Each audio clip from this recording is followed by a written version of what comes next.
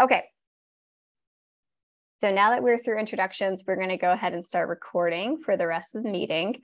So please know that, we have the recording in progress. We mainly just share it with folks who missed the meeting or for note-taking purposes. All right, great. So let's go ahead and kick into our committee meeting so we can stay on track here and keep those candy favorites coming in the chat. It's fun to read about what you guys like to snack on. So our first committee update is from our Food as Medicine Committee and our Prince George's Fresh Committee. And our co-chairs, Leslie and Taryn, are not going to be able to join for the updates today. So we are going to have Scarlett on our team do the Prince George's Fresh updates. I'll hand it over to Scarlett. Thank you, Sydney. I'm really happy and excited to share a couple updates on our Food as Medicine program known as the Prince George's Fresh. If you're new, we just heard from you, welcome. I'll just say a little bit about our program. The Prince George's Fresh program is a free bilingual Food as Medicine program where participants receive now $80 a month of fresh funds to spend on fruits and vegetables, as well as nutrition education that they receive from the Giant Food Nutritionists. So our goal really are many: to increase the knowledge of and buying power for healthy foods, to address the root causes of poor health, as well as support additional clinical treatments and strengthen that doctor-patient relationship. For the updates today, I have surrounding growth, improvements, and transformations. Our enrollment has increased significantly, so we're very happy on that aspect of the work that we've been doing on the program. Initially, the program was a $20 a week fresh funds, and as of September 1st, we transitioned into an $80 a month of fresh funds for our participants. This really kind of covers that scope of we're listening to our participants as well as improving the program, just to ensure that our participants are able to hit the stores and purchase those fresh funds if they're experiencing any barriers of transportation, for example. As well as it's now available in all the Prince George's County Giant stores. So that's also exciting. And lastly, we've finally begun the work on our participant advisory board that we've already selected the candidates that will be participating in the board. So we're excited to continue to just shape up that part of the program and see it as a transformation from now into the new year. Any questions or thoughts on the Prince George's Fresh program?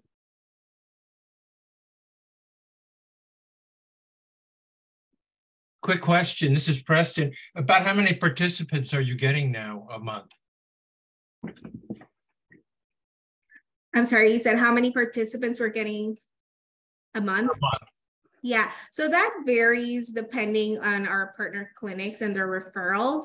But what I can tell you is that since May, we've significantly grown that enrollment and orientation for the program. So we're closely getting to our target goal. Yeah, so I think currently we have like 65 people in the program. So yeah, like Scarlett said, it's grown significantly over the past few months. And that's because of having Scarlett on board. So we're very grateful for her leadership on the program.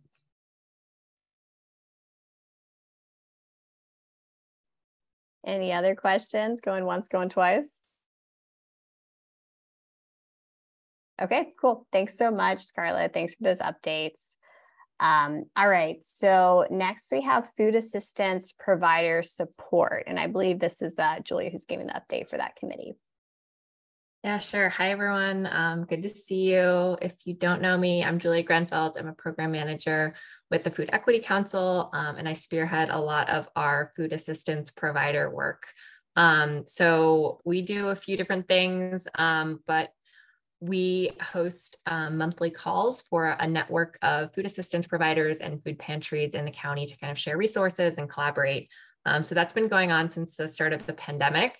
And then within the past 6 months or so, we kind of relaunched a food assistance provider support group committee. So a few of our members have joined us to kind of join us to, collaborate on those call topics for our monthly provider calls to help us brainstorm different ideas for resources so we can support the food assistance provider network a little bit better. We've also recently launched a food assistance provider mentorship program. So that's an opportunity to pair up kind of more like newer food pantries and food assistance providers with more established organizations. So they'll meet, one-on-one throughout a year-long period. And the mentor will really be kind of a support person for the mentee throughout that time. So we have a sign-up form for that, and folks are encouraged to submit a sign-up form that's going to close on November 11th. I can drop all this in the chat so folks can see it visually as well. We are also working on providing resources for food assistance providers who want to source local foods, especially for the upcoming holiday season. Turkeys and chickens are always in high demand, so we're working on a resource for that. If you have any sources for those things, please let me know. I know we have some somatic resources linked in that. So Heather, I would love to get your eyes on that, as well as Christina. So we'll be sharing that out with the group. And if anyone is interested in joining any of our upcoming provider calls, let me know. Feel free to sign up. I can drop all this information in the chat. We sent out an email this morning via our listserv. So I'll just drop the link to our MailChimp email so you can see it all. And I can add you to that list if you're not already receiving those. So yeah, I think that's everything for me. Thanks. All right, thanks so much. Any questions for Julia?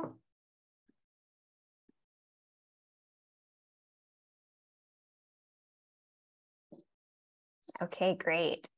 So look out for those resources in the chat if anyone's interested in learning more. Next is farmers market support. And this has been a committee that has been on pause for a minute, but we just had our first meeting in a while yesterday. So I'll kick it to Heaven to share a little bit about how that meeting went and how you can get involved moving forward. Yep, I'm Heaven Jordan. I'm the program associate for the Food Equity Council. And as Sydney said, we had our first meeting for the Farmers Market Support Committee in a long time after a busy market season for many of the farmers markets. And yesterday we just chatted, got to know one another, and really just dived into some of the highs and lows of the market season, since a lot of the farmers markets are wrapping up this season, or have already wrapped up. So folks just shared some struggles that they went through this season and some successes that they went through this season. We have a new market. I hope you guys have heard of it. It's Ford Farmers Market in Fort Washington. They had a very successful market season this year, and it was only 3 months. So they're looking forward to planning their markets for next season and just bettering and tweaking their formula so that they can be the best that they can be. And also we shared a little bit about some resources and trainings that are needed for the farmers market managers and just how to streamline that. And then we also talked about marketing for the farmers markets for next season and the best way to go about that, along with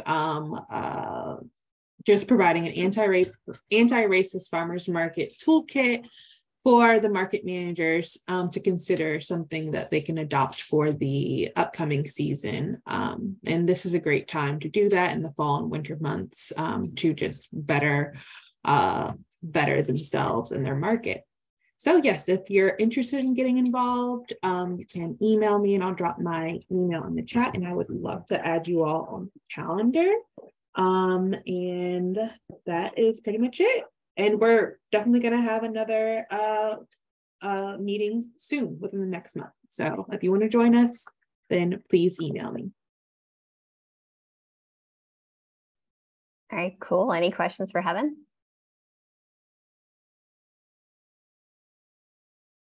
Elizabeth, I see your comment in the chat, and that's actually another great point. Pat, who is the market manager for the Fort Washington Farmers Market, she is actually going to be leading a resource for folks who are interested in starting their own farmers market. So I will loop you in on that, and if you want to join the committee, I can also connect you there. Sounds good. Thanks, Heaven. I appreciate it. No problem. All right, awesome. Thanks, Heaven. Okay, so next is Farmers Market Support, and we have Kim who's going to give this update. And that's our Farmers Market Support. Sorry. Blah. Next, we have our Urban Farmer Support Committee, and I'm going to hand it over to Kim to give the right name and the update for that. No worries. Hi, everyone. First, I just wanted to, it's been a little while, thank those folks on the Urban Farmer Support Committee that worked on the urban farm fowl legislation and draft FAQ. And while we didn't need the legislation because it's now already incorporated into our zoning ordinance, there was a lot of work that went into a best practices guide. So many thanks to folks for working on that. We haven't met in a little while. Hoping we can meet sometime in November. Generally, our committee meets, I think it's the third, or it has been meeting the third Thursday of the month at 3 p.m. So Sydney, I'll kind of rendezvous back with you to see if we want to institute that, and then maybe put a different day and time out if there's something else that's more convenient for folks. But some of the things that we'll be working on more immediately is providing feedback and advocating for an updated urban ag property tax credit. I think I mentioned in the last meeting that there are some issues with the current urban ag property tax credit. The way it is written, not many folks have been utilizing it. So we would like to restructure that. And we may have a potential council member to work on that with in the next legislative season. So we kind of want to get our ducks in a row, so to speak, for that at our next meeting. Also, the FEC and other partners continue to be supportive in launching this urban farm incubator with EcoCity Farms. So lots of folks have been and FEC generally just providing support for that project. And, advocating for, additional funds with park and planning, for example. So many thanks to FEC for that. On the horizon, a couple of things. We need to revisit, as I mentioned, our committee meeting dates and times. We're also seeking a co-chair. We've had some turnover in the urban farm support work group. Folks have moved on to some cool positions and don't have as much time or kind of needed to bow out. Liz Robinson, who's an urban farmer here, has expressed interest, but we'll need to complete the nomination and election process at our next committee meeting. So if there's anyone else here that's interested in being a part of that group or interested in, serving as a co-chair or another position, I think we have scribe, for example, and there's one other one that I'm forgetting, let me know, because we would love to connect with you and make sure you're looped in on the emails. Some other things that actually Liz and I just had a conversation about, generally speaking, that we'd like to work on with this group is trying to identify additional land, county-owned land specifically, and even some additional park and planning land for farmers and urban farmers specifically in the county. We have some zoning ordinance things we'd like to look at. There's one issue of potentially having two principal uses on one parcel. From what we understand, it won't affect urban farms, but we just need some clarification on that because, as you know, urban farms are now a principal use and allowed by right in all of our residential, well, all zones, but this could have an effect on our residential zones potentially. Also wanted to loop in the urban farm work group on feedback for a feasibility study for an ag and food security innovation center. So hopefully there'll be a feasibility study about that, but there's an RFP process, so we would like some feedback from folks. So that's something that we might do in the November meeting. Also, just want to discuss more things like permitting related to controlled environmental ag structures, like shipping containers, get the county's feedback on that and figure out how we can make that process easier, or is there a process that's even necessary? So we need to kind of work on that. One other thing that has come up recently at the district is related to composting.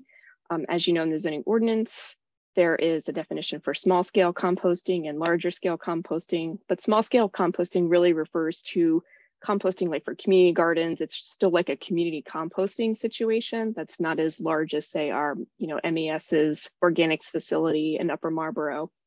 There really isn't a definition for backyard composting, for example. Our urban farmers are covered because in the standards related to urban ag, there is some mention of composting, and they ask that it be in vessel. So that's just something that this committee, even though it's not directly related to urban farmers, we just may want to delve into to make sure that that's an easy process for folks.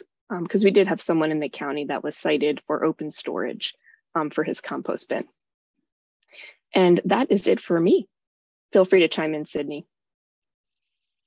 I think that's a really good overview, Kim. I'll just maybe add a little bit more color to the item Kim mentioned around being a, oh God, I hope I don't botch this, but like a primary use as an urban farm. So as the zoning ordinance, new zoning ordinance has been implemented in the county, we're starting to see kind of where there's some conflicts in the language or maybe some unanticipated consequences. And as Kim was referring to, we found that there is like opportunity for disagreement around if a person in a residential area with a house on their lot can have an urban farm. And I think, you guys who are familiar with urban farming in the county know that we have a lot of homeowners that use their lot where their home is sited for urban farming, and they have an urban farm in addition to their house. So we are, really concerned about that language and the opportunity for different interpretations around that language. So that is like a big, I think, thing for this committee to consider resolving and just, making sure that we don't, accidentally have, a DPI official or something interpreting the language differently than we do, or urban farmers do, because it's a little bit unclear. So that's just wanted to kick some thoughts in there. But does anyone have questions about what Kim highlighted or shared for the committee?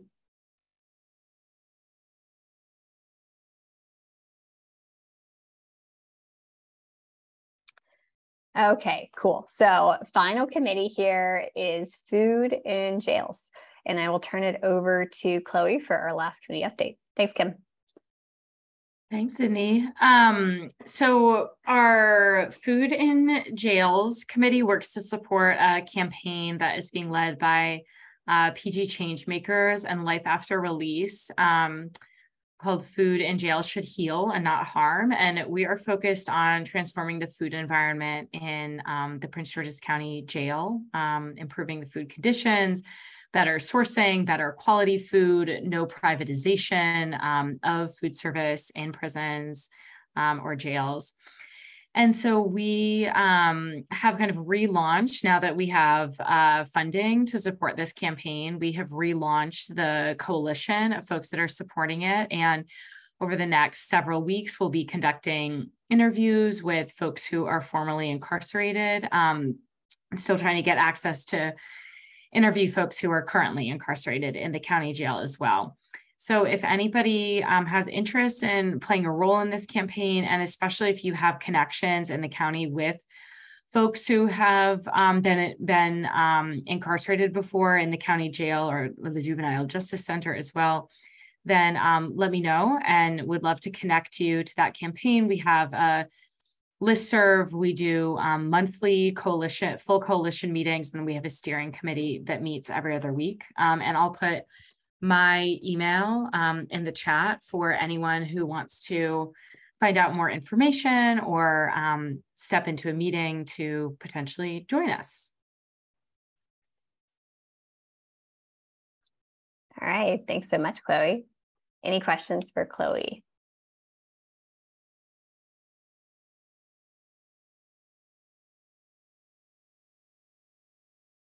Okay, everyone must be feeling a little sleepy like me with this dreary weather, but we will press on. All right, so Sydney, I have a question for Chloe. Oh, yeah. Please Sorry. go for it, Kim.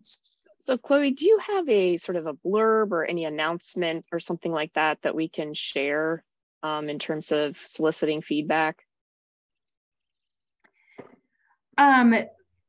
We don't what you mean for feedback from people who are formerly incarcerated? Mm-hmm. Yeah. Got it. Yeah, I will ask we have our next steering committee meeting tomorrow, and we have 2 folks who are on the team who are themselves formerly incarcerated and working through their network. So I think that they're finding other people like fairly informally, but I will ask if they have a blurb that we can share with you, Kim, and if anybody else would want to use that, just let me know by email and I'll make sure to get it to folks. I see Dr. Rhonda has joined, who's part of our coalition as well. Hi, Dr. Rhonda. Thanks, Chloe.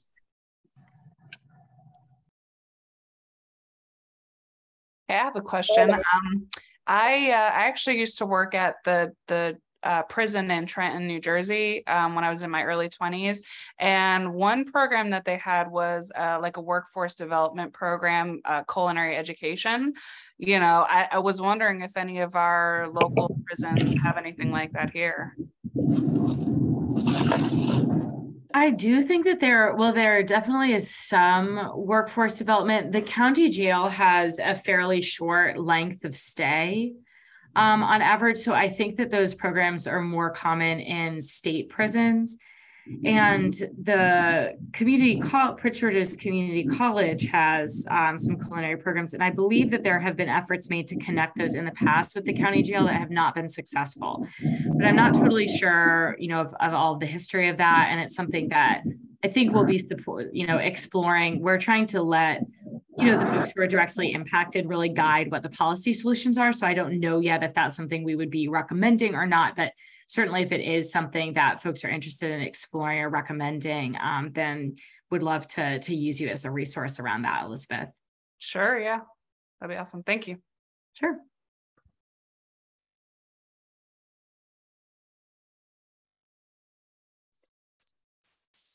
Awesome. Any other questions or comments for Chloe and the Food and Jails Committee?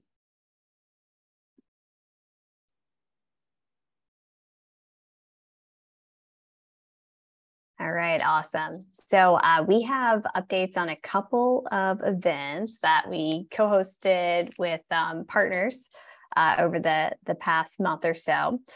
So I'm going to kick it to, I believe, Kim, for the, okay, all right, for the Community Garden Summit update. And I know Scarlett and Heaven were both really involved in the planning committee, and Bridget was as well. So everyone kind of feel free to add additional details, but I'll hand over to Kim for a little debrief on how the summit went and next steps. Sure. And yes, everyone feel free to jump in. So we had our Community Garden Summit on October 1st at the town of Cottage City. We had lots of partners, Bloom and PGC partners involved, including the Food Equity Council, the Soul Conservation District, University of Maryland Extension, MNC PPC, the Cottage City Community Garden, the Office of Food Security, and I know I'm forgetting someone else. Oh, the Department of the Environment. So we had lots of partners working on this event for pretty much over a year now. And so it came together well.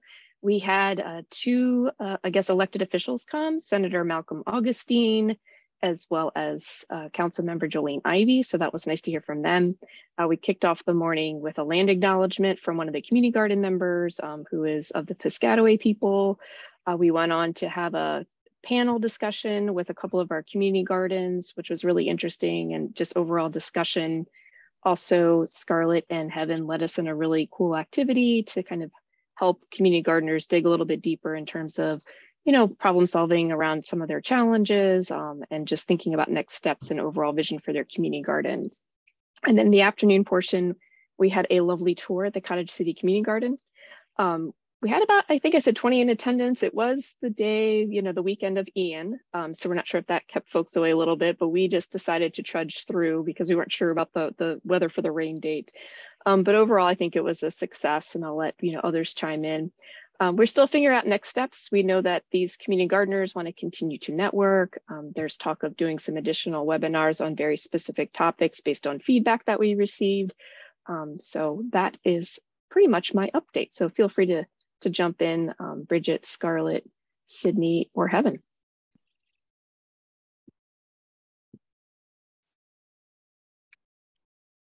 Heaven, if you're speaking, you might be muted.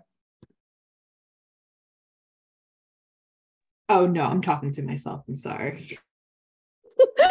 Okay, no worries. Very good. Very good.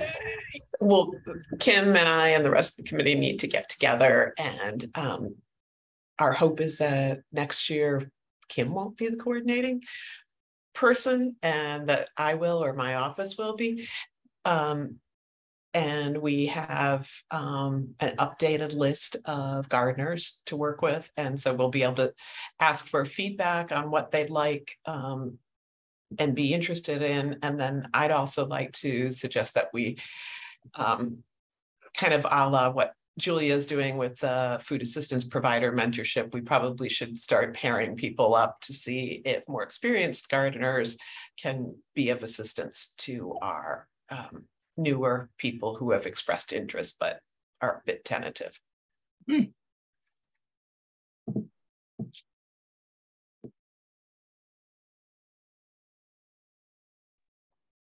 you. Thank you, Bridget. Does anyone else want to jump in and share reflections or have any questions about the summit? Hi, this is Lori Bledsoe from Powerhouse Church in Brandywine. I got to attend the Garden Summit. It was phenomenal, really. I learned so much. I know that I do want to join the subcommittee, so sign me up. Sign me up. I'm interested. I was also interested in how we could stay connected to the other community gardens and partners that were there that were more experienced. I actually had the opportunity to, someone who I was in my subgroup with took me over to their garden in Hyattsville.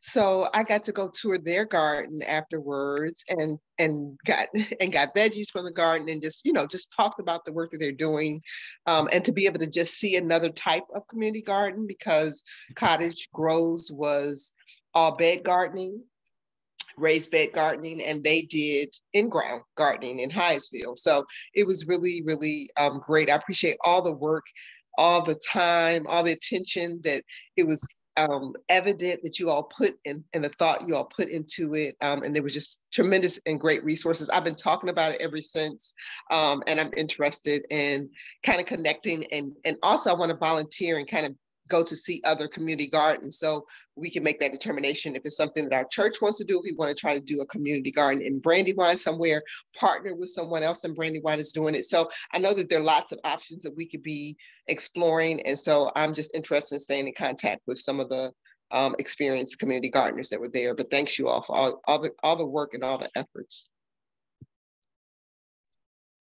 Thanks for that feedback, Lori. And there is talk of creating a Google group or some kind of listserv post-summit for folks to join. So we'll definitely be sending something out.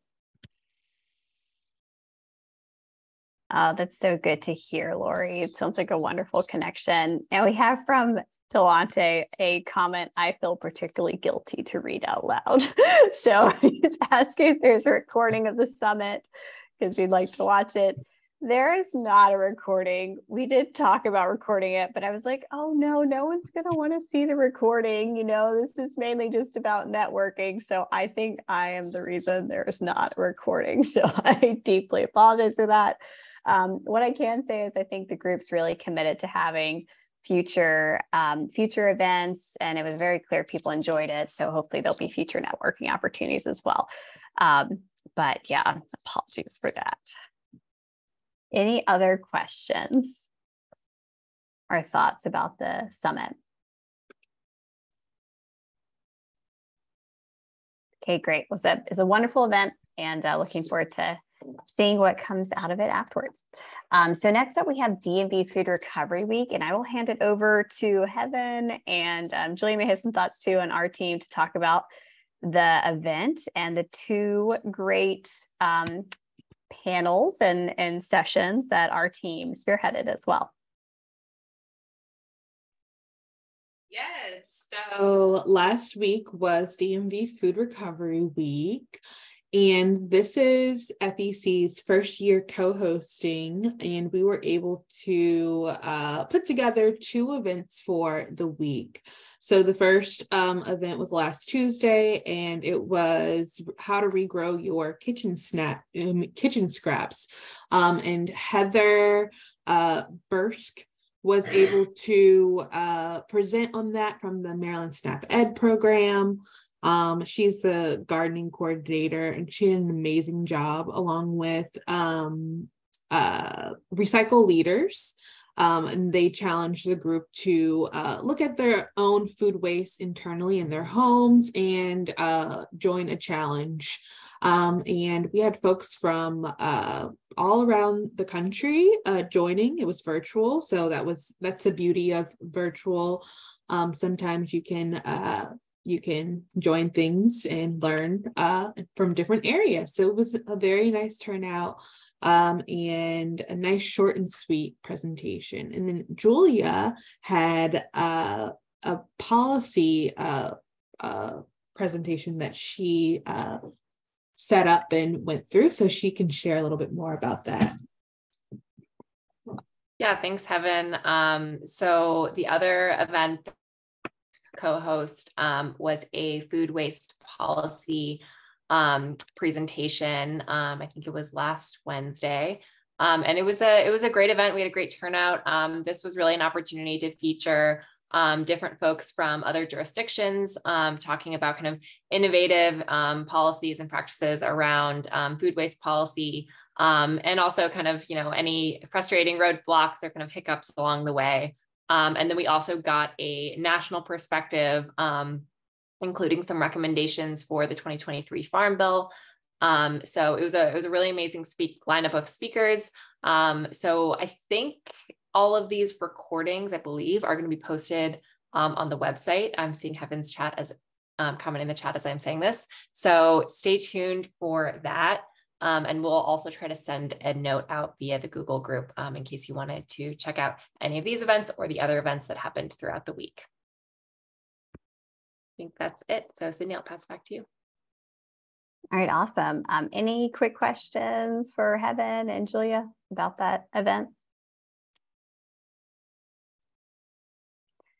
Okay, great. So that's what's going on with our committees. You can see a link at the top of our this section of our agenda that links out to our committee listings. It has information about when they meet, who you can contact to get involved. And I encourage anyone who's not currently on a committee to look at that list, see what looks interesting, and reach out to get involved in the work, because that's really where the bulk of action in the Food Equity Council happens is on our committees. So thanks for those presentations, committee leaders, and thanks for all the great work folks are doing across the Food Equity Council. It's really exciting to hear updates. So next, I'm very, very happy to re-welcome really Heather to our FEC meeting. She is the Maryland Market Money Program Coordinator and Grants Manager over at Southern Maryland Agricultural Development Commission. And she has worked with Food Equity Council in various capacities for years now. And she certainly was a big part of our expansion of Maryland Market Money in Prince George's County. So thrilled to have her here to present and to share a little bit about what she's working on. So I'll hand it over to you, Heather. Thank you, Sydney. Okay, I'm going to share my screen. It says host disabled participant screen sharing. So somebody has to enable me. All right, give it a go now. I made you co-host. That work? Yeah, I think so. Awesome. Oh man, new laptop, and now it's not letting me share my screen. Sorry. Oh my gosh. I didn't have this problem the other day. It might be me. I just basically curse all technology that I'm on. I can try make you host if that. I'm in. Okay, hold on. There we go. All right, so cancel. Let's try again. There we go. All righty.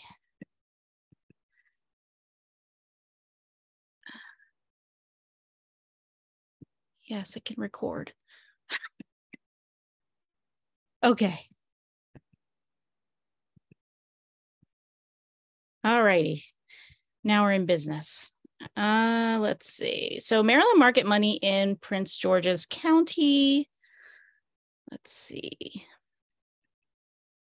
So Maryland Market Money, it'll just give you a brief overview. It's a statewide nutrition incentive distributed to shoppers for use at participating farmers markets, farm stands, and CSAs who participate in the following federal nutrition benefits.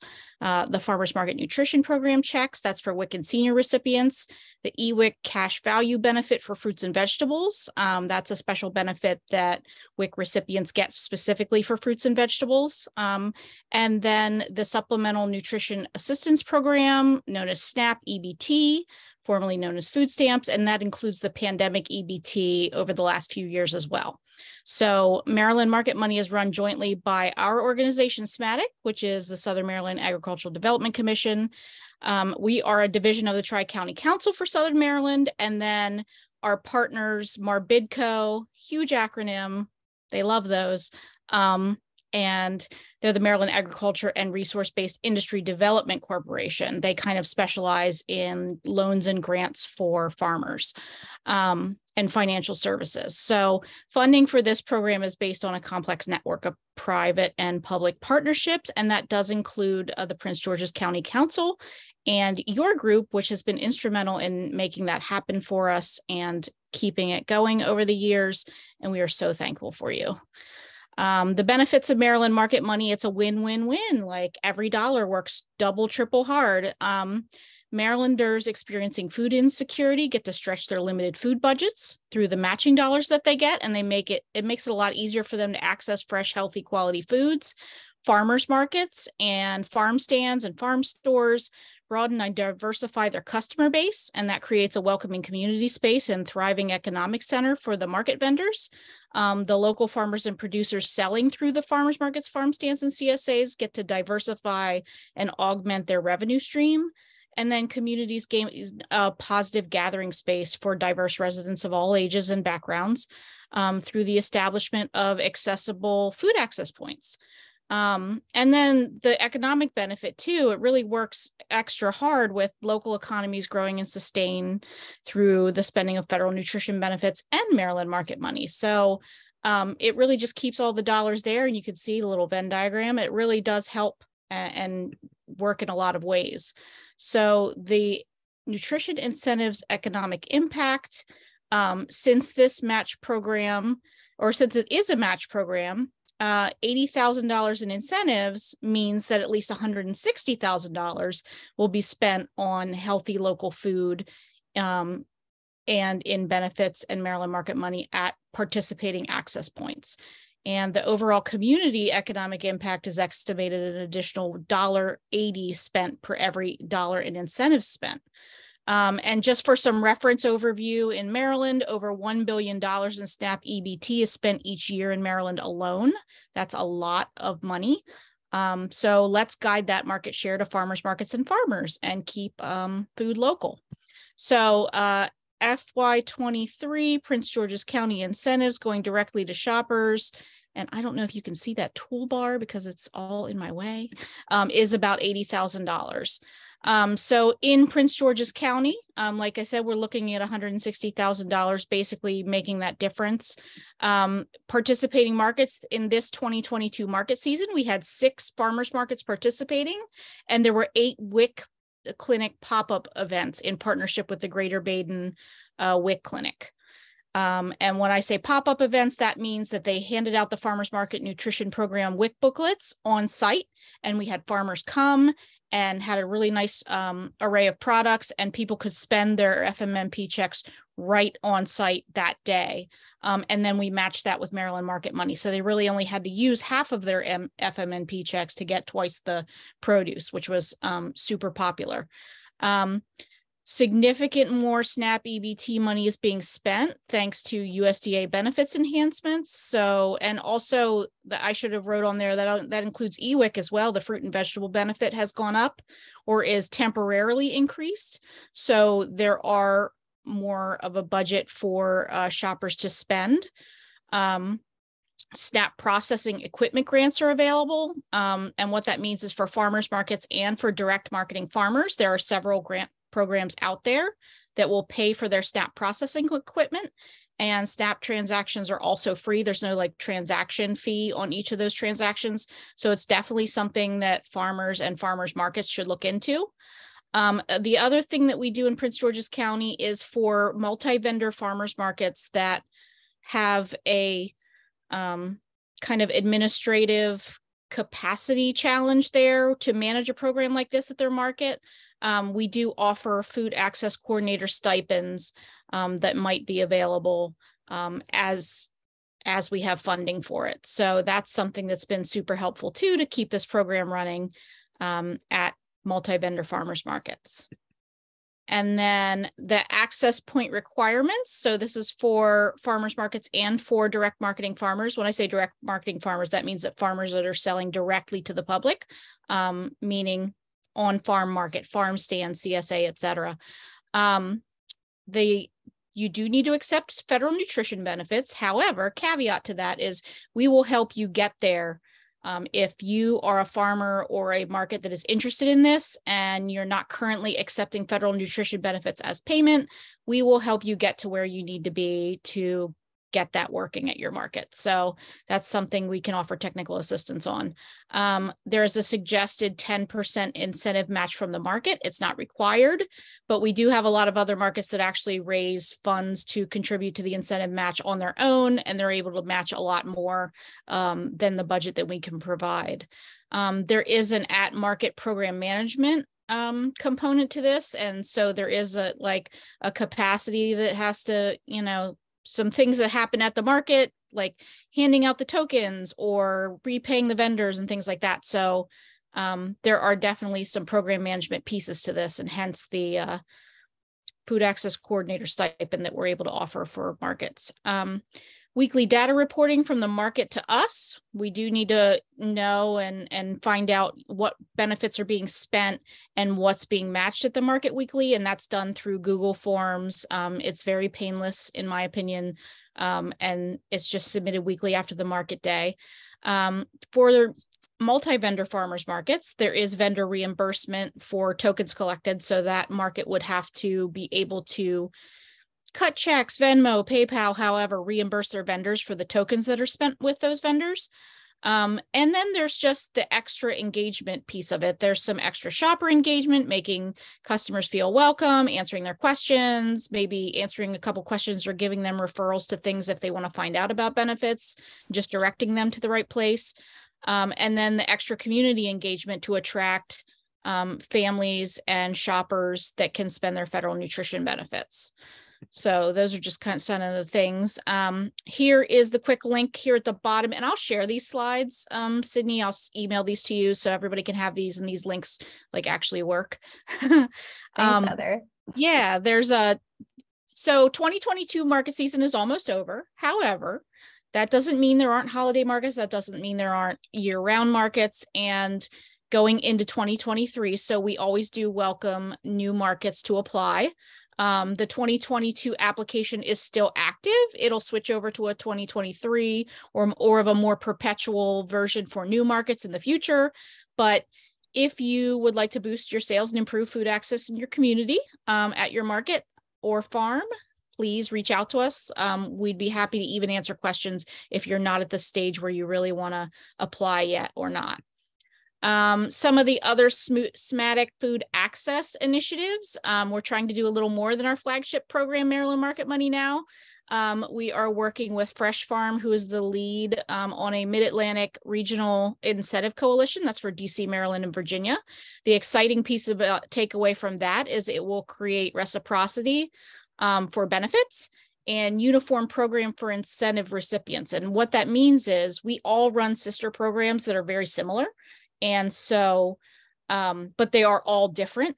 And we're going to try to get together and figure out how we can make them all the same and work for everyone, because we know, especially you in Prince George's County and in the DMV area, the borders are porous. People are going to multiple farmers markets. You might go into the district to go to a farmers market. People that live in DC might come out to Prince George's County to go to a farmers market. So we want to create it so that it's not like, you know, the meme with the woman and the algebra flying around trying to figure out how to use your benefits at farmers markets. We want to make it uniform and the same and easily accessible for everyone. So that's a 3 or 4 year project that we're working on right now. So that's pretty exciting. We have our e-incentives pilot happening right now in Montgomery County. And what that means is we're trying to do away with the token economy that makes those tokens virtual. Those are accessed through an application, a smartphone device, that the smartphone device, you would have an e-wallet. If anyone has PayPal right now, you know about this. You see like your cards all lined up in your little electronic wallet. You can pick where you pay from. It generates a QR code, and then the farmer has a companion app, and they just swipe that QR code and all the money changes hands behind the scenes. And besides the no token and the ease of that, the other thing that happens with that is the administrative burden that I mentioned earlier that sometimes farmers markets struggle with. It eliminates all of that. It does all the data reporting for them, and it does all the vendor reimbursements for them. So that is the way of the future that incentives are going. And then I also, last thing I want to mention on that is, yes, we are mindful of folks who do not have smart devices, or for our senior folks who that might be a little bit of a challenge. We do have a workaround for them. There is a card available with their own personal QR code. We can do all of that, and it can be swiped. And so we're trying to be super accessible and inclusive with that. Part of that pilot, some of my bullet points there, it includes EWEC processing on a second app. So right now, the state of Maryland is just launched in July, I believe, their free app to process those EWIC cards for farmers, for direct marketing farmers that are approved for FMNP simultaneously. But that was kind of the only game in town. It's a little cumbersome. There's some things going on there. There is a second app that that already processes SNAP, that they will also be able to process EWIC on the same app. And it's the same app that would work with the Maryland Market Money e-wallet. So like everything would work together. And then with that, kind of in the future, if the state of Maryland ever decides to take the FMNP benefits electronic instead of paper checks, then we would make sure that that got on the same system, so that there would be a platform that is a one-stop shop for everything. Or part of that conversation also too is not making people go to one app, but also so that all the different platforms work together, so that whatever a farmer or market chooses to go with to process those benefits, that they would have access to all the different things without having like 5 or 6 different pieces of equipment to process each benefit. So that's kind of some of the things we're working on as part of that project. We're hoping to expand that in 2023 to Southern Maryland, the 5 Southern counties that SMATIC services, that includes PG, and then Baltimore City. So that's pretty exciting stuff. We're one of 3, I think, organizations in the country trying to do this e-incentives thing right now, and we're all using different systems, and we all work together and get together once a month to talk about it. So we're all going to figure out what works the best, and we'll go from there. One of the other things that we're working on here in Southern Maryland is a community refrigerator pilot. If you're not familiar with community fridges, it's kind of like a 24/7 food bank. It's a refrigerator and kind of dry storage outside that people can access no matter what, in a little shelter. And right now we are going to pilot this with 2 Charles County food pantry locations. And so we hope that that will kind of soft open this winter, and then be more active in the spring, so that we can replicate that throughout the rest of Southern Maryland and maybe beyond. So we're really excited about that piece. And part of that will be a farmers market buyback program, where we will stock those fridges with farmers market and local produce from local farmers, and we'll buy that from them. So that's part of the other piece. And then the last thing, pilot that we're looking to get into coming soon would be Maryland Market Money and offering incentives at grocery retailers. That's something that's done in other parts of the country everywhere. It's very common. It's not so common here in Maryland. And so that's something we're exploring with some grocery partners and trying to work out all the details on that. The main thing is that usually these are small independent grocery retailers and there is a local sourcing threshold required. So if anyone's interested in learning about any of these things, please feel free to contact us. Some of the SMATIC resources that Sydney mentioned, some things that are going on. We have education guides, very much for shopping local and helping consumers find and connecting them to local products. The big one coming out next, very, very soon, will be our 2022 Southern Maryland Holiday Guide. And that includes all of the farms, farmers markets, farm stands, and everywhere to shop local for the holidays. It's a very popular guide that comes out every year. You can get our guides at this link. And I apologize if anybody's saying anything in the chat, I can't see it. So feel free to either interrupt me or I can take questions at the end. So we have other guides. We have an oyster guide. We have all kinds of other different specialized guides that you can look at. And then the other thing we do is that we have an annual Buy Local Challenge in partnership with the Department of Agriculture that usually culminates with a huge Buy Local Challenge event once a year. If you've ever heard of Maryland Buy Local Week, that's what I'm talking about. So that's a big thing. And that usually happens the last weekend in July, or not weekend, excuse me, the last week in July, kind of bleeding into the very beginning of August when produce is an all-time high. Some of the other things we do is Southern Maryland Meats. That's a brand name. There's technical and regulatory assistance for meat farmers. There's a USDA processing facility that was years and years in the making that just opened in, is it Charlotte Hall? Somewhere down here. So that's happening. And then for the future, there will be a regional agricultural center that is still being formulated. Right now, it's looking like St. Mary's County, but we're still looking at all of that. And that's going to be a big, huge, like value-added facility, shared kitchen and storage and a market and like all kinds of really cool things to encourage people to shop local and to also create value-added space and processing space for Southern Maryland farmers. In addition to that, SMATIC offers grants and financing, and those come out every so often. There is a small equipment grant that's very popular with farmers. We do mini grants. Those are for all different sorts of things. I think they're coming back soon. And then there are scholarships and sponsorships. Scholarships for farmers and people in the ag industry if they're looking to go to conferences or be part of fellowship programs or things like that, they can apply for financial assistance in getting that education and those opportunities. The last thing not last thing, but technical assistance in education.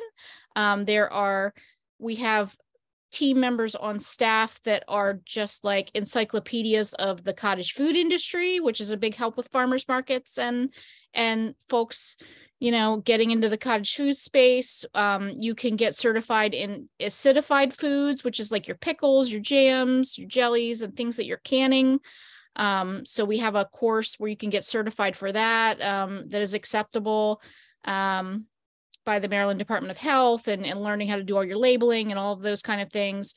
And then we offer, like I mentioned before, the technical assistance on federal nutrition payments processing and getting set up to do all that for farmers, et cetera. Additionally, I don't know if you can see that. There is a toolbar, but we do also do farmland preservation and have a website called FarmLink, which helps farmers find farmland. So lots of things, and I'm probably missing lots of things, but those are kind of the highlights. We do a lot of stuff. So connect with us. We have Maryland Market Money as a program, has its own website. It's marylandmarketmoney.org. For general inquiries, we have an info mailbox. If you want to learn anything about those other non-Maryland Market Money resources, our info at smatic.com is watched very regularly and we'll get you an answer pretty quick. They check that every day.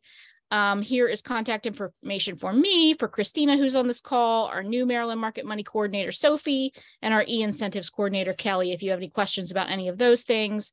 And then we have thanks to Christina, who's also on this call, we have a very active social media presence. If any of you aren't familiar, Maryland Market Money used to be part of the Maryland Farmers Markets Association. And so we retained those social media channels. So we have Facebook, Maryland Farmers Markets, Twitter, Instagram, use the hashtag Love Maryland Markets to participate and get things reposted and stuff like that. And then we also have a Maryland Farmers Markets Google group that happens that Christina monitors, and you can join that as well. And so I will exit out of here and stop sharing. That was awesome, Heather. You're getting lots of appreciation in the chat. Oh, cool. Wish I could see it. So do folks have questions for Heather or comments? I will, go ahead. Go. I think I heard Preston. Preston, yeah, and I am retired from the Food and Nutrition Service and have some familiarity with the government processes. And what I'm really glad to hear what you're talking about. You've got a resource business. I've asked some area farmer market guys if they try to apply for this or get plugged into it, and not surprising with farmers. They say, the less government I have to deal with, the better, and it's just a lot of complexity. But some of the basics can be done quite easily, and some people just need their hand held. So I'm going to find the best thing in all your contact information to be able to say, here, just check it out. You can get help. It doesn't have to be that hard. Certainly not on the getting authorized on the food stamp end of it. There's some state and federal complexities when you get into the WIC programs, but be it as may, they can get started, and there's sort help to hear that you have, and I'm glad to hear it. Thanks, Preston. I mean, we can meet anyone wherever they are. So it's not as hard. It does seem complicated, but we can help them navigate that, or direct them to other folks who can help them navigate that better than us. And we can somehow help them figure it all out and make it less painless. Yes.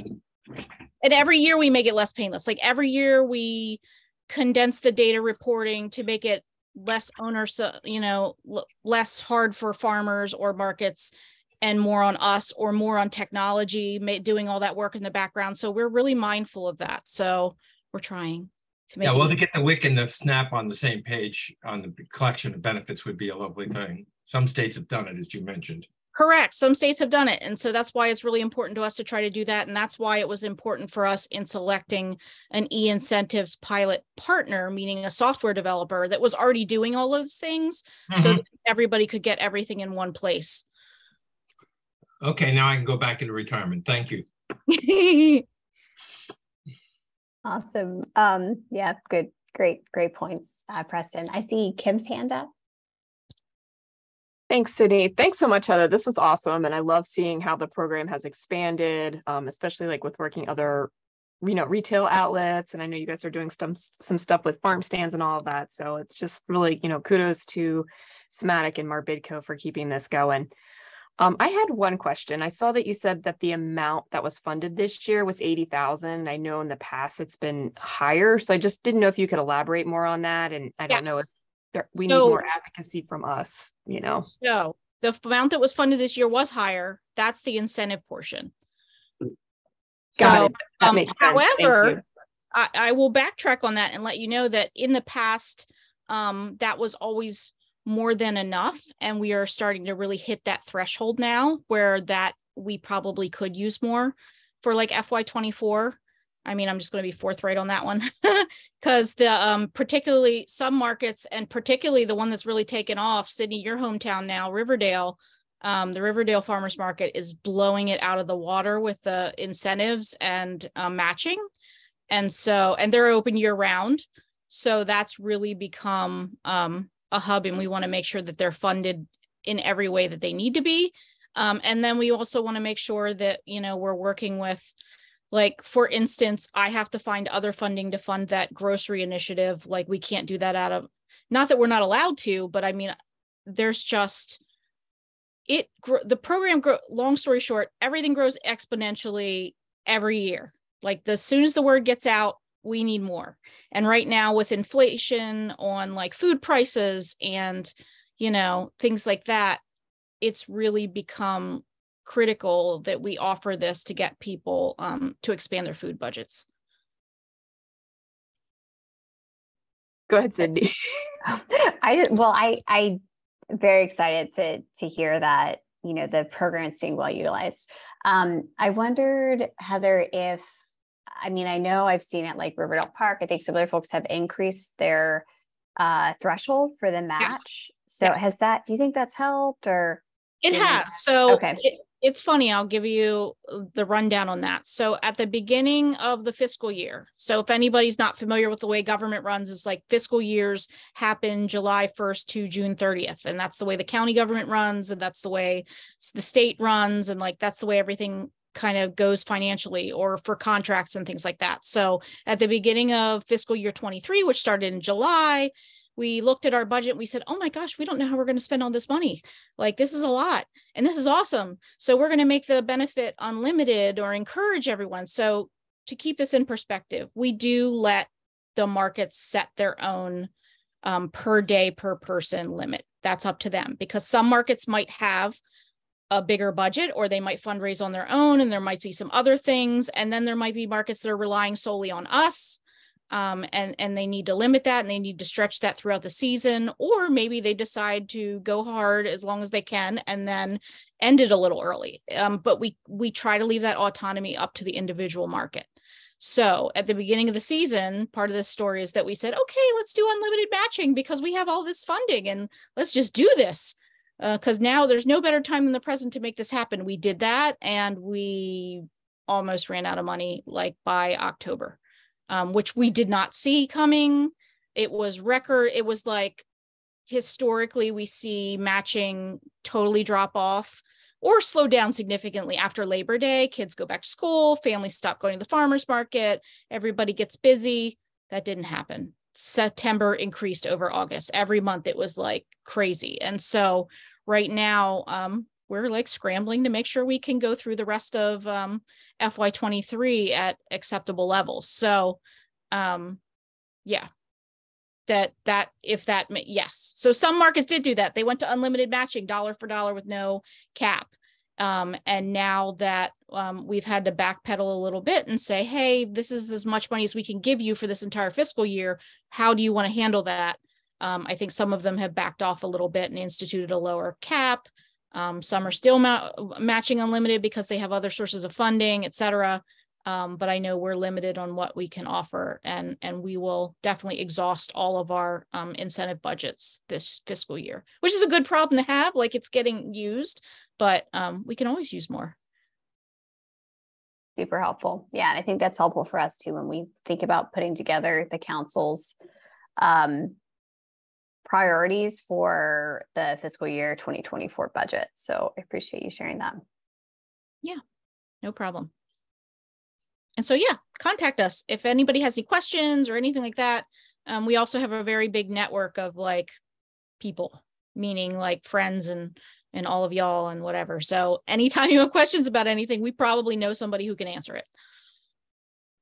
I have a question about the assistance for a benefits coordinator. I don't remember exactly what you're calling it, but what does that look like? Like what type of organization would be able to do that? Is it strictly for nonprofits, for-profits? How does that get managed? You know, kind of just a little more overview of that.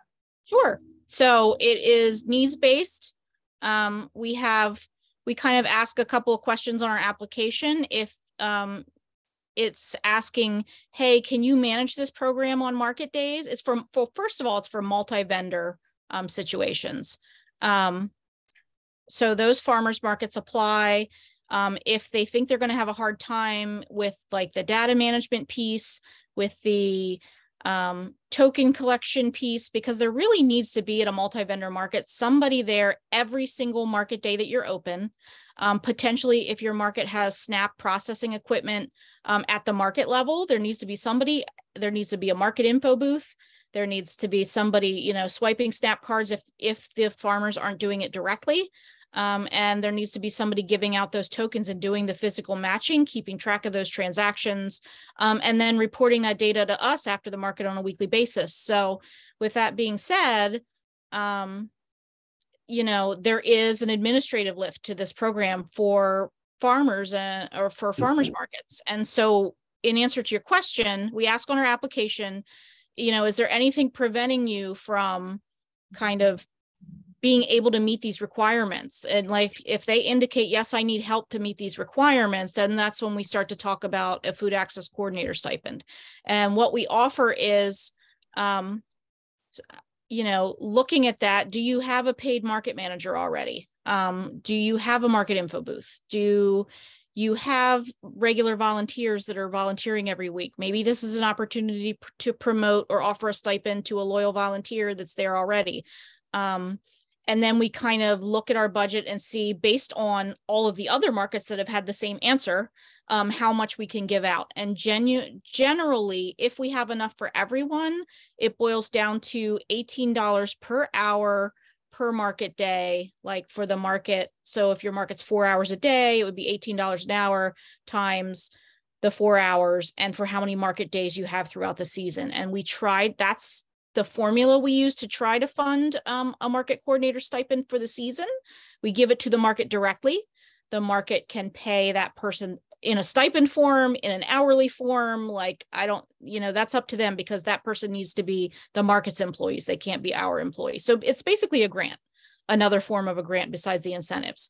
The other support we offer with that is we have templates of like how to find that person. We help you advertise for that person. We will help you train that person. Like, once you find the food access coordinator, all the ducks are in a row, and, you know, you find the person, we'll train them and teach them federal nutrition benefits, how to match, how to do the program, how to report the data, et cetera. So we do offer training and technical support as well as the financial piece. They just can't be our employee.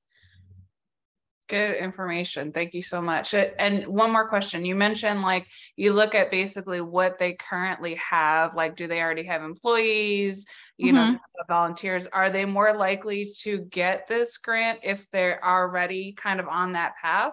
Or are you looking for the highest need? Like, they really don't have a lot of resources at all right now. It would definitely be preferenced on the folks that don't have those resources.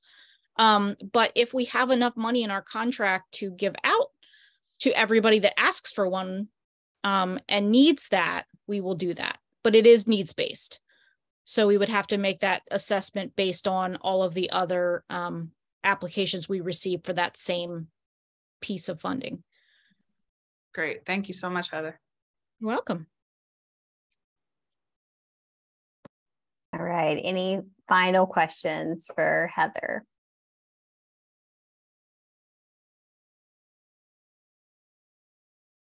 Okay, Heather, such a great presentation. It's always wonderful to hear from you and Christina and the rest of the SMATIC team. So thanks for the good work you're doing with the Maryland Market Money Program and all your programs. It certainly is very helpful for residents and farmers markets in our county. So we'll share the PowerPoint with in our notes and over email as well. So yeah, thanks again for coming and chatting with us. And if anyone sends me additional questions, I'll forward them to you after the meeting. Okay, sounds good. I do have to hop off, and I will email these to you now. And thank you, everyone. Thank you to this whole group, because you all have been instrumental in making this possible for your county. I don't know that we could have navigated the county landscape without you. So we really appreciate you all so much, and we really value our partnership with your group. So I just want you all to know that. Definitely mutual. Yeah. Well, thank you. Right. Thank you so much. All right, have a good evening. All right. Have a good one. Bye. Okay. Wonderful. So couple more agenda items here, but they'll be short. So next up, we want to talk about a couple of upcoming Food Equity Council celebrations. So it is incredible to me to say this, but we have been operational for almost a decade now. So we'll hit our 10-year anniversary in October of next year. So I'll hand it over to Julia to talk about, potential way to acknowledge and celebrate that. that we want to get your feedback on. Yeah, thanks, Sydney. And mostly I'll kick it to you guys. I think we have a little bit of time, so we can have like a mini discussion just to kind of pull out initial ideas on how you guys want to celebrate 10 years with the FEC. I know, some folks are super new, some folks have been around for the full 10 years, but regardless, all kind of opinions matter, and I would love to kind of pull that out. So moving forward, we have like roughly a year to plan this. It seems like a long time, but trust me, it's really not. I think, once the holidays, we're moving towards the holidays, and then in the new year, things are going to speed up. So we would love to kind of like start moving forward with some plans early in the new year. So we'll be convening a kind of planning group. So if you're interested in joining that planning group, please do just drop your name in the chat, and I'll be in touch. And I'll also send this information out via the bigger listserv, since I know not a lot of folks were able to join tonight's meeting. So yeah, two parts of that request, both kind of drop general interest in joining this planning committee in the chat. And then if you have any initial ideas on how you'd like to celebrate, let's just take like 3 minutes if you want to take yourself off mute, or just drop ideas in the chat. So any contributions are more than welcome.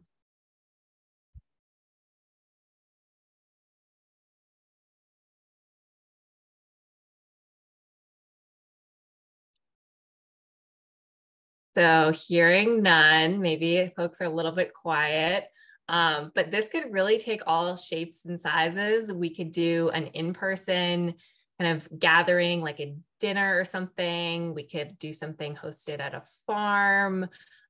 We could do something small at FEC or IPHI's office. Maybe one of you has an amazing backyard you want to host us in.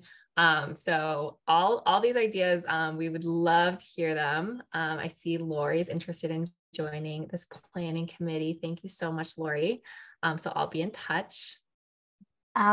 Julia, a few years ago for a food equity forum, we had a kind of happy hour in a community garden in Riverdale. I think it was the Field of Dreams.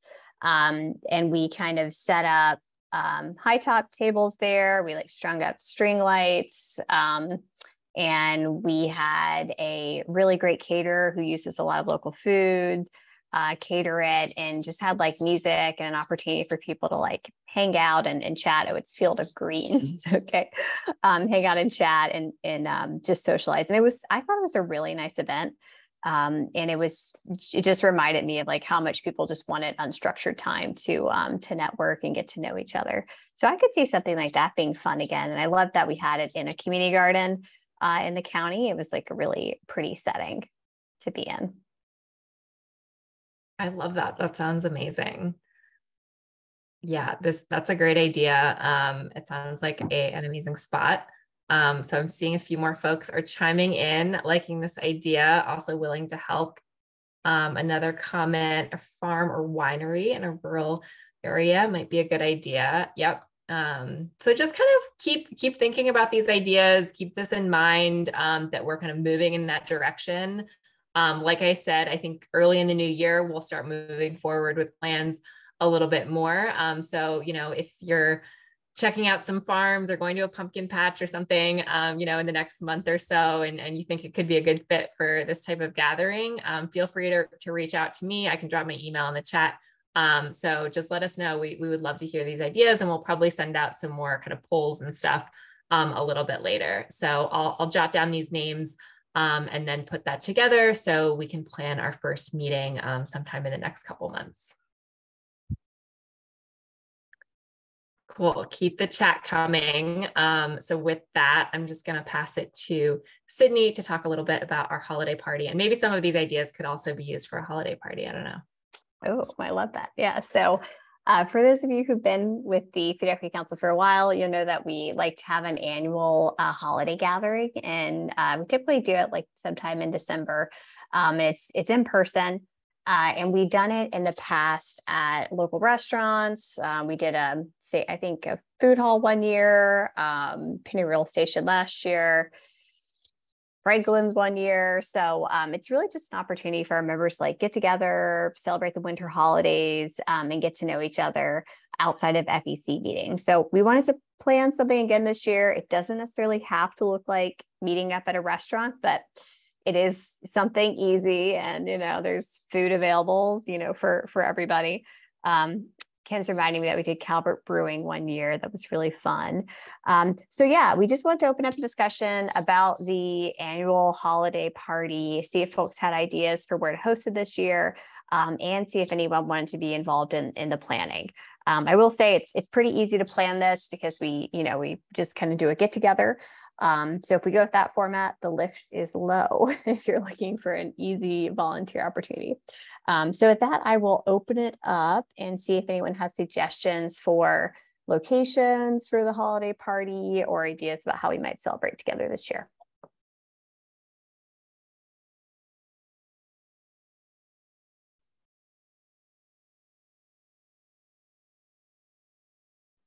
All right, I see Liz suggested New Brooklyn Farm, which is really fun.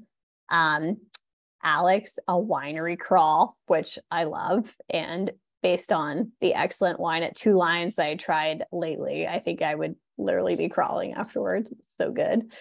Let's see what else folks say. Okay, we have some ideas for different, I think this is for the 10-year an anniversary tour at different farms and wineries. So kind of like a farm tour, which is a super fun idea.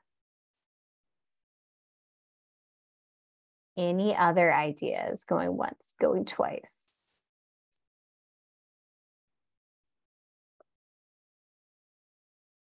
People are tired. Okay, so here's what we'll do. We will send out, we can send out an email just asking for suggestions, maybe like a quick poll for suggestions for the holiday party and for our 10-year anniversary. We got some volunteers for the anniversary party. So we'll definitely loop back with you guys about next steps to plan that. And we'll send out with that poll asking for locations, a poll with just like some tentative dates, so folks can kind of share what would work well for them, and we can get that save the date out like well in advance of December when we typically host that event. So look out for those in the coming weeks, and know that we normally put a pause on our meetings in November and December because our November meeting falls very close to Thanksgiving. So we typically take a break then, and we have our holiday party in place of our December meeting. So you guys are off the hook for virtual meetings for a couple months, and I don't think anyone's going to be too upset about it. Okay, great. So next up, we have our member announcements and next steps. So first thing I want to highlight for anybody who's new today, we do have a orientation for new members coming up in January. And for those members who attended our orientation back in September, we'd love to hear from you kind of how it went, if you wanted, kind of different information during that orientation, if you felt like it needs to be longer, shorter, in person, whatever. We'd love to hear some feedback just so we can improve the orientations for future members. It was our first that we've done in a long time. So we're still trying to get the format right. So feel free to sign up for the quarterly new member orientation at that link that's listed in the agenda. We can drop it. It looks like Heaven already dropped in the chat. And we also wanted to mention that we'll be launching a new website soon. So I know we asked for feedback on the Food Equity Council's meetings, kind of how we provide information a while back, I think in February of this year. And folks said that they wanted an easier way to get information about our committees and kind of more detail about what they were up to, more resources about our work. So our new website is pretty fancy, and it has like resources for each committee. It has a detailed description of kind of what they do. I think it'll make it a lot easier to kind of at a glance see what FEC is working on and how you can get involved. So keep an eye out for that, and we'll be sending out an announcement whenever it's live. It should be, this week or next week, depending on how things go. So with that, I will stop talking and see if anyone has announcements that they want to share with the membership.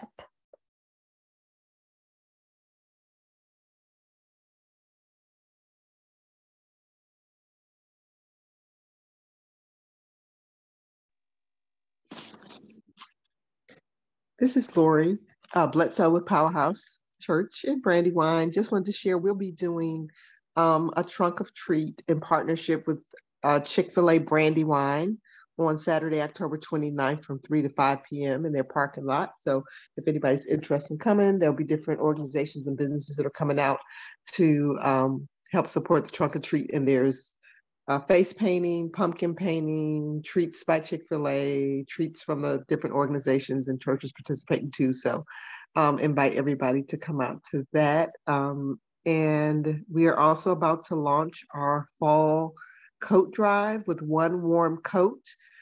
So we will be locations, our church will be a location site for community drop-offs from November 1st through November 20th. So we'll be posting more information too. And I'll share that flyer with the FEC as well. Thanks all. Thanks, Lori. And I missed it in the notes. When's the trunk or treat scheduled for? It's scheduled for October 29th, Saturday, October 29th from 3 to 5 at the Brandywine Chick-fil-A on Crane Highway. Awesome. Wonderful. Thanks, Lori. Hey, everybody. I'm not sure if this was announced earlier. I came on kind of late, but the County Council approved some sweeping legislation for food trucks yesterday evening.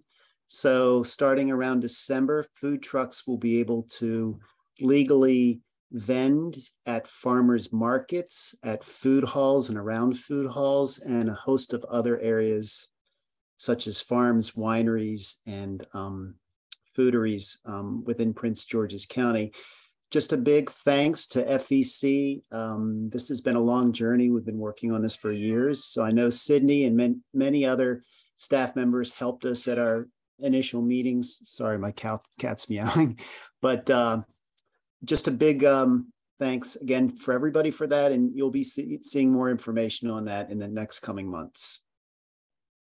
Oh, that's wonderful, Alex. And I mean, a big congratulations to you too. I know you were assigned on the research for the food truck legislation for County Council over the years. And this would not have been possible without kind of your diligent support and engagement.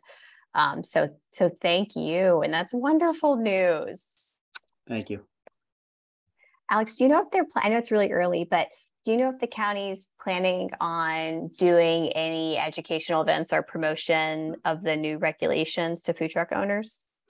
I'm working with EDC to have some sort of public event, and we may have like a food truck, what do they call it, Papapalooza event, where we would have food trucks like at the office park where EDC is, because they now allow them in office parks. So that's cool, with owners' permission, of course. But I will get back with you with anything that we're going to do, and we should probably do it sooner than later just to let the food truck owners know. The concern is the legislation doesn't go into effect until like the 10th of December. And of course, you're getting at that point into colder weather. So again, we'll keep everybody abreast of what transpires, but we'd like to do this probably before the end of the year. Awesome. Yeah, thanks for that info. And we can, I'm thinking about, we can maybe work through our listserv and the farmers market listservs we have in the county to hit folks who may be having holiday markets and want food trucks there, because I'm sure they'd be thrilled. This is wonderful news. Thanks so much, Alex. Mm-hmm. All right. Anyone else? Announcements, events, good news, bad news? We want to hear it all. Just wanted to thank Kim for organizing a great tour of Firebird Farm at UDC in Beltsville yesterday. It was great. Thanks, Kim. You're welcome. It was fun. I'm glad we could make it happen.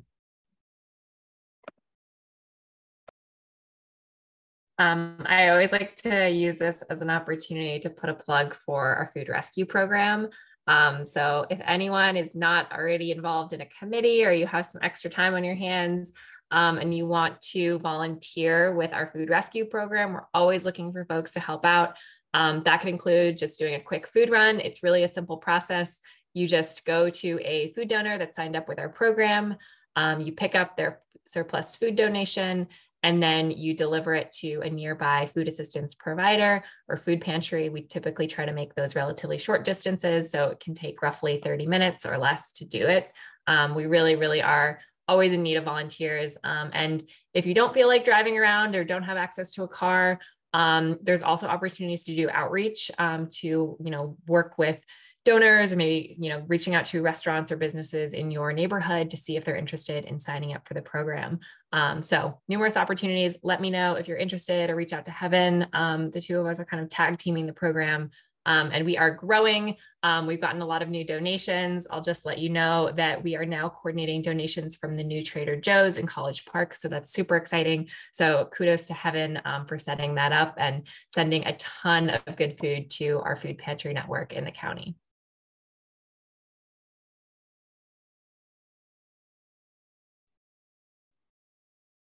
All right, very exciting. Yes, please sign up for that. We need volunteers. There's a lot more food moving these days.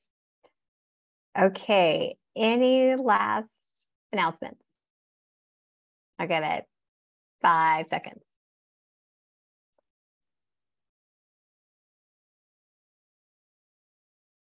Okay, hearing none. Appreciate everyone attending tonight's meeting.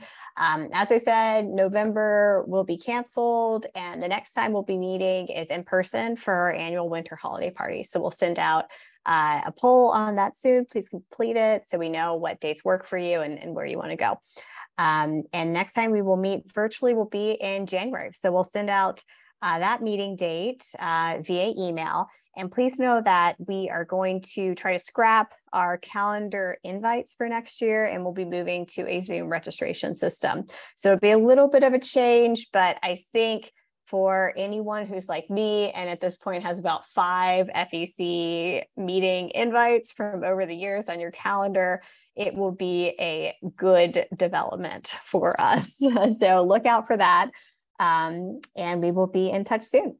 Thanks everyone for being here. Hi, everyone. Good to see you. Bye. Thank you. Thanks, everyone. FEC. Bye-bye. Thanks, Kim. Bye.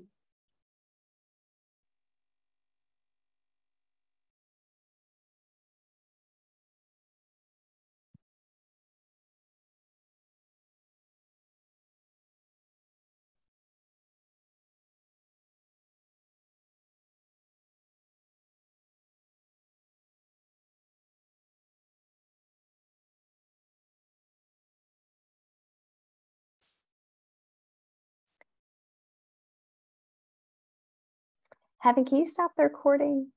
No.